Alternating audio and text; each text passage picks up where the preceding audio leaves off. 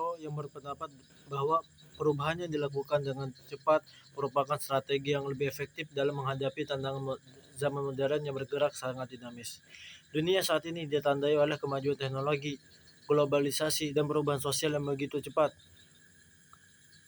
Dalam konteks ini, lembaga pendidikan yang terlalu lama menunda perubahan akan tertinggal dan sulit menyesuaikan diri. Perubahan cepat dianggap lebih adaptif karena mampu merespon situasi secara real time.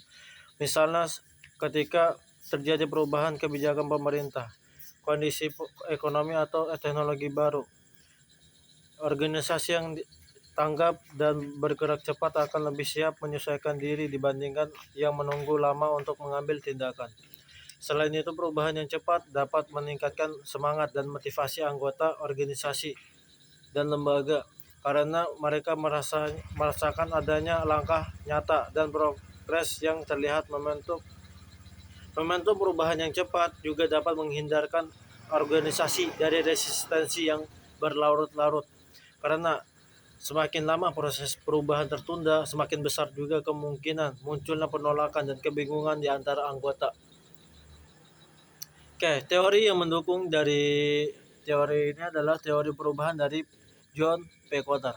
Salah satu teori manajemen perubahan yang mendukung argumen ini adalah teori 8 tahap perubahan pada tahun 1996. Menjelaskan bahwa perubahan yang berhasil tidak selalu tentang lamanya waktu yang dihabiskan, tetapi tentang bagaimana organisasi memanfaatkan momentum dan rasa urgensi. Berikut ada 8 tahap perubahan menurut Kotter dan kaitannya dengan efektivitas perubahan yang cepat. 1. Menciptakan rasa urgensi. Karena ada yang lebih urgen daripada yang lain, maka itu akan didahulukan untuk melakukan perubahan. Dan selanjutnya ada membentuk koalisasi atau koalisi yang kuat.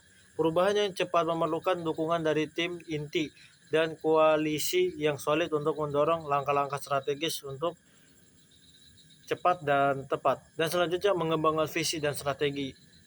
Agar perubahan itu terarah, maka diperlukannya ada visi dan strateginya seperti apa untuk mencapai sebuah tujuan tersebut. Dan selanjutnya mengkomunikasikan visi perubahan.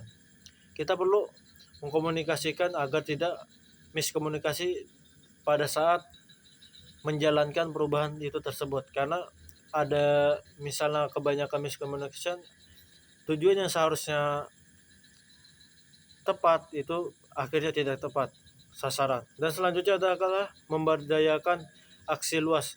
Dalam perubahan cepat, semua individu harus diberi wewenang yang untuk bertindak tanpa menunggu terlalu banyak birokrasi. Dan selanjutnya adalah mencapai kemenangan jangka pendek. Karena udah jelas tadi dari judul di awal. Jadi kuncinya ada di sini adalah mencapai kemenangan jangka pendek. Dan selanjutnya mengonsolidasikan hasil dan mendorong perubahan yang lebih lanjut. Dan selanjutnya adalah menanam perubahan dalam budaya. Agar perubahan cepat tidak bersifat sementara, hasilnya perubahan harus diintegrasikan dalam budaya organisasi seperti di sekolah. Budaya lama, contoh memakai alat peraga, hanya memakai papan tulis dan tidak menggunakan proyektor. Sedangkan kalau bisa kita mengaca pada zaman saat ini, mungkin beberapa sekolah itu sudah menerapkan proyektor dan berkembang ke arah digitalisasi.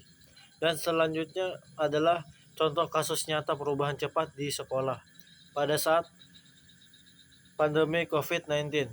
Salah satu contoh nyata efektivitas perubahan cepat dapat dilihat pada sekolah-sekolah di Indonesia selama pandemi tersebut.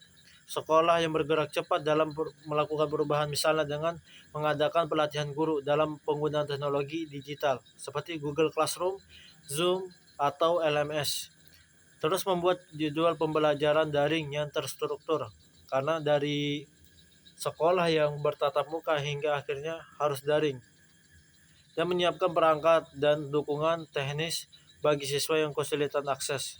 Mungkin ada beberapa siswa yang di rumahnya atau di wilayahnya itu agak sulit akses, maka guru juga akan memberikan solusi seperti apa baiknya untuk siswa tersebut agar tidak ketinggalan dari pembelajaran. Hasilnya, sekolah-sekolah tersebut mampu mempertahankan kualitas pembelajaran dan menjaga keterlibatan siswa. Sementara itu, sekolah yang terlambat menyesuaikan diri mengalami kekacauan dalam proses belajar, kehilangan jam pelajaran, dan penurunan mutu akademik.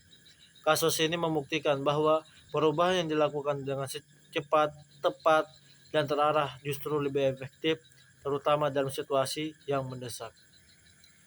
Karena dengan jangka pendek itu akan lebih meyakinkan para anggota untuk mengikuti kita sebagai para penggeraknya, untuk menggerakkan mereka untuk menuju perubahan yang lebih singkat.